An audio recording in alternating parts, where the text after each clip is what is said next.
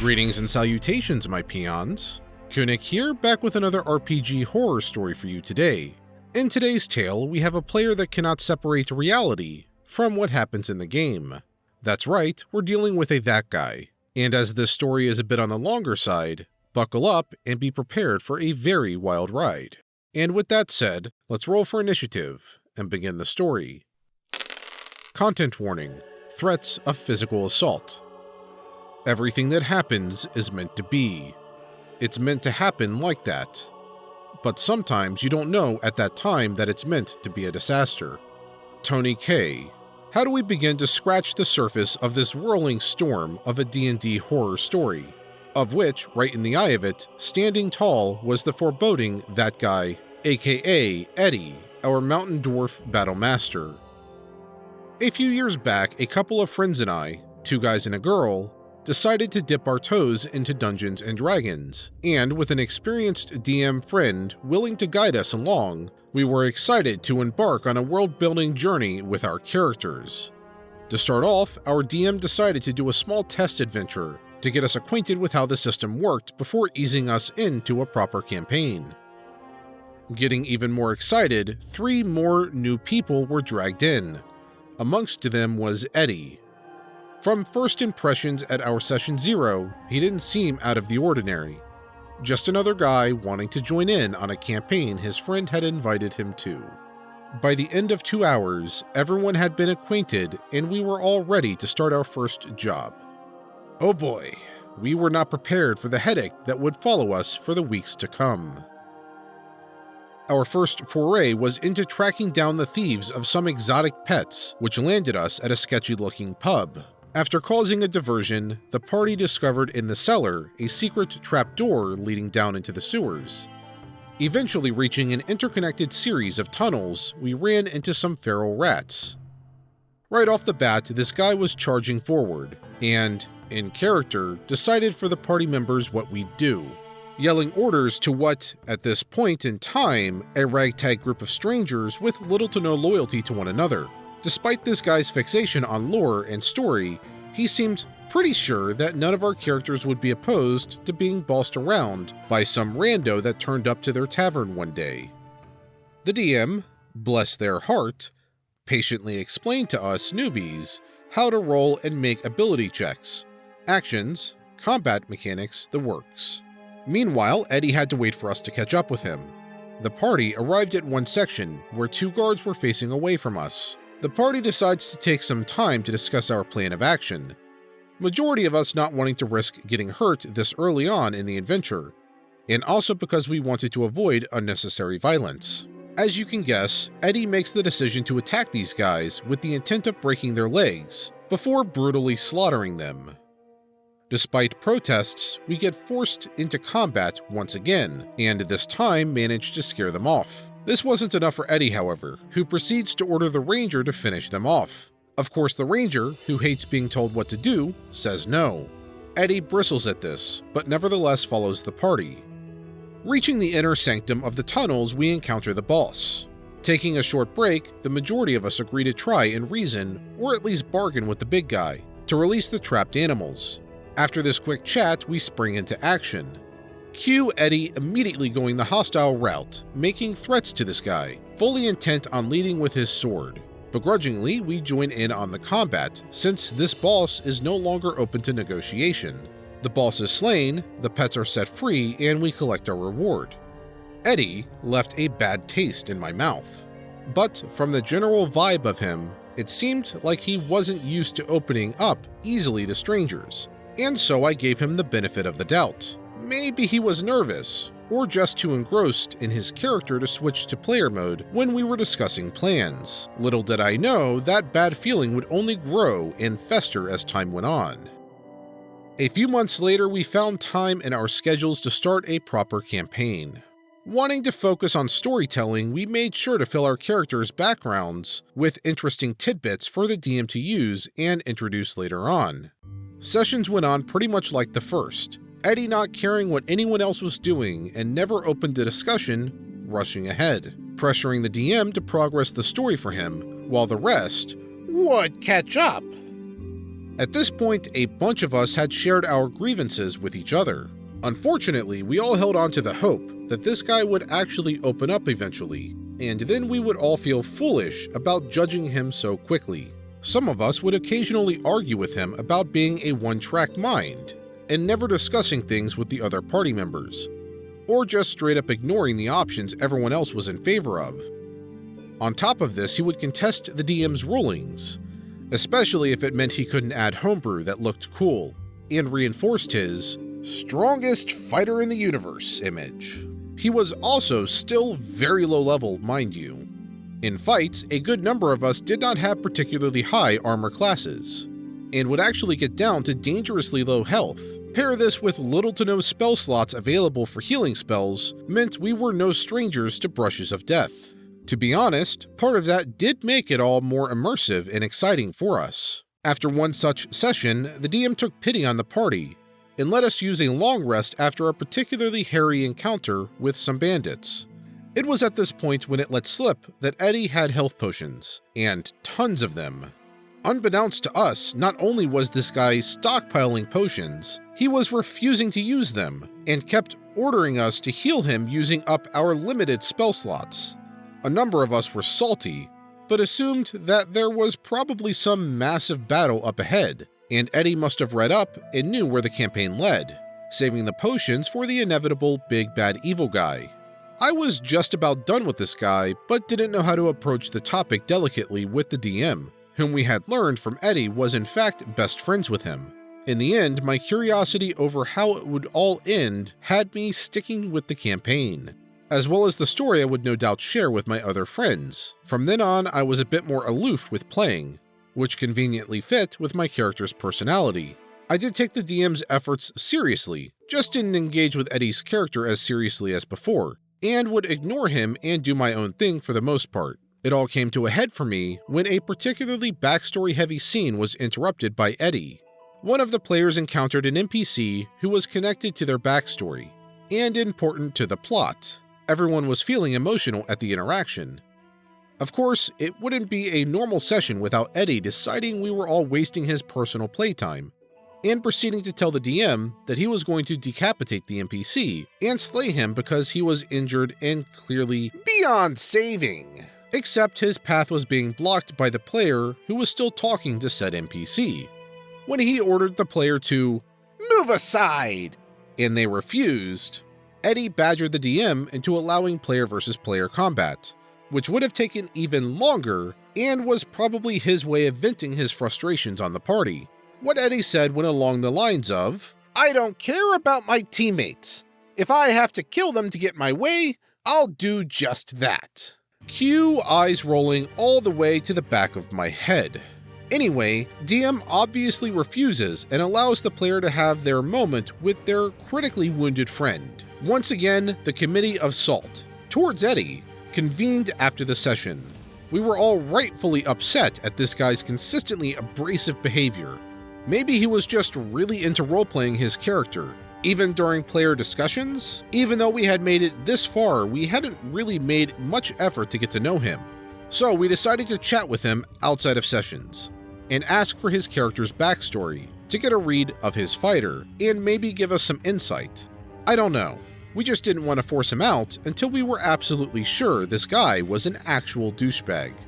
The backstory we received was your standard dishonored hero, in remorse over abandoning his allies, looking for redemption by saving the universe and doing only good, blah blah blah. That surprised us. He proceeded to inform us that he viewed our background characters as nothing but his cannon fodder. We jokingly talked about how standoffish and anime edgelord-like his character seemed, to which his reply was, "Each party has to have at least one lone wolf. Sunglasses emoji." Are you uncomfortable? Good. We were baffled as to why such a morally righteous character was making choices a la murder hobo with no care for his teammates, or anyone for that matter. We had confirmed the unfortunate suspicion everyone had that this guy wasn't role-playing at all. No, he was playing as himself, and using this character to vent his anger and worryingly deep-seated violent tendencies. His exit came after one session, where I guess he figured we were now tolerating his personality. From the beginning, I could tell this was going to be a tense 5 hours. We were facing off against a powerful boss and possible death, something the DM had warned us about, leading up to the session. Before we even jumped back in, Eddy began to threaten the DM, warning that he would physically harm him. Read kill, should his character end up dying at the end of the encounter. My eyes immediately shot up at this, and the discomfort in the air was palpable to all but Eddy, it seems. DM gives a lighthearted laugh to brush off what they really hoped was just a joke, which Eddy stated was not a joke, and we start up where we left off a few days prior. I'm not sure how or why we kept the session going. Maybe because we were waiting for someone else to speak up, or maybe a morbid curiosity, waiting for something even more crazy to come out of his mouth. Boy, did he deliver. Moving on, we started talking about how to sneak into the boss's mansion's booby-trapped room to steal an artifact. No surprises as to the rogue being picked for the job, which then prompted an out-of-character debate on who was the most sneaky of all of us if we ever had to plan our own heist. Eddy then decides it is entirely appropriate to start recounting a story of how, as a student, he jumped a kid who teased him and threatened them with a pair of scissors to their throat. The entire table went silent as this guy gave us this smug grin of pride, glee, or whatever kind of feeling he had upon revisiting those memories. Like, were you expecting us to gush and applaud you for threatening assault on a child with a blade? The session ended on a cliffhanger. We, the players, sans DM and Eddy, obviously, all hopped onto a group chat, and the general thoughts echoing around was, WTF was that? Screw the craps and giggles of watching this guy fill in every stereotype of a that guy. I was out. Now, earlier we had learnt that Eddy and DM were tight. I was totally not okay with Eddy, but didn't want to force the DM to kick out Eddy and become his target of anger. So I messaged the DM, telling them I was pulling out of the campaign because I didn't feel at all comfortable being in the same room as Eddy. I'd much rather just not play at all at this point. The other players around this time also reached out to the DM about the most recent session, and after a while he made the decision to kick Eddy out of the group.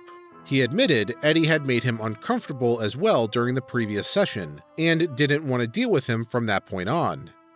We apologized to the DM for pressuring him into kicking his best friend, and possibly fracturing their friendship, especially since he was so keen on introducing us all to D&D in the first place together. Now, here comes the bombshell.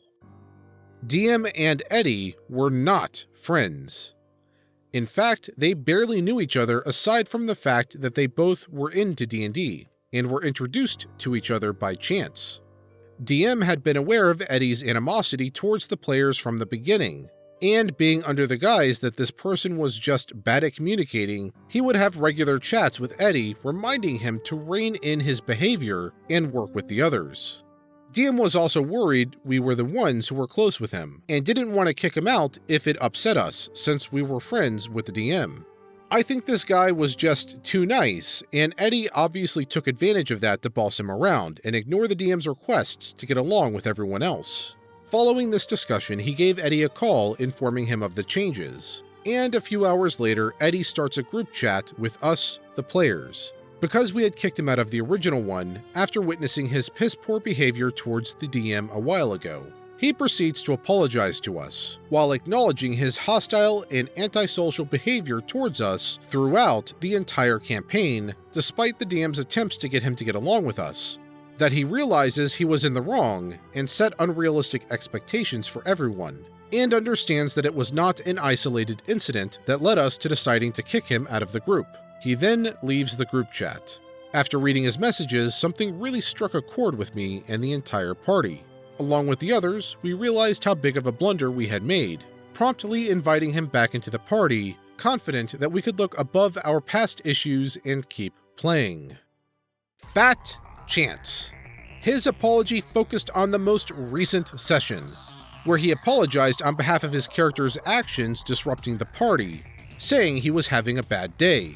talking about leaving as a way of atoning for his sins, and ending the message by signing off as his character, revealing their name for the first time, for impact, I guess. Suffice to say we were flabbergasted. While completely not addressing the core issue of his own behavior as a player, and as a person towards everyone including the DM he was consistently bullying, this guy tried to make it out like he was graciously dipping out for the sake of the party, and not the reality where he was told to leave after numerous warnings. He ultimately thought the issue we had was with his character design, and one bad day. A few party members sent private messages to him later on, letting Eddy know exactly why we were so upset with him, and that our reaction was a culmination of months of building frustration, although the message was obviously kinder than this summary. After that, nothing much else came of it. His apology and response gave off the air of someone who didn't have a clear understanding of why they were wrong, only that people were upset with them. Obviously, Eddy has a lot of growing to do, but it wasn't our job to do that growing for him. We'll never fully understand why he acted the way he did, both in and out of sessions.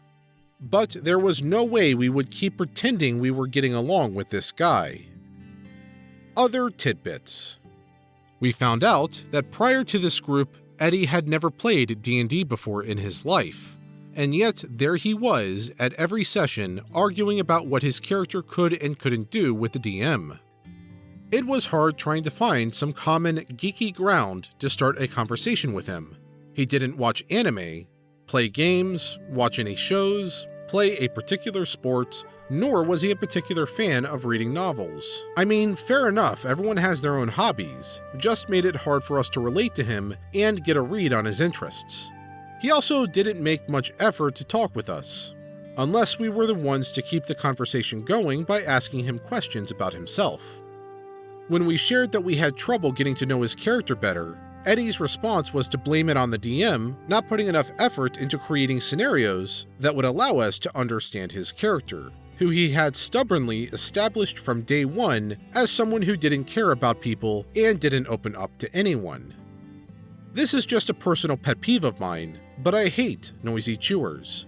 Since sessions were long, we'd bring food/snacks. This guy is easily one of the noisiest eaters I've ever met. Lips smacking, saliva sucking, open mouth chews were the bane of snack times for me. I have no idea if he ever brought food to share, because by the end of the session, he'd eaten the majority of what everyone else had brought to the table. We made a party-only group chat early on to talk about what we would do on the next session. This guy would leave us on read most of the time, at which point the rest of us just went back to our salt chat. Turns out, this guy's character was his only character, as in whatever one-shots and other people's adventurers outside of this group's campaign he was in, he'd only play this character and carry over the stats and inventory, hence the massive stash of potions, and pressured the DM into allowing it, even if his character level wasn't high enough for it. He was adamant that this character was the only one he'd ever play, and that if they died, he would never play D&D ever again. The DM became legitimately uneasy about this guy after every threat Eddy made of killing him, mainly because Eddy knew where he lived. Well, the general area, but he passed through on a regular basis on his way to work nearby. Frankly, we were all scared for the DM. But thankfully, it's been years now, and the DM has moved overseas for work.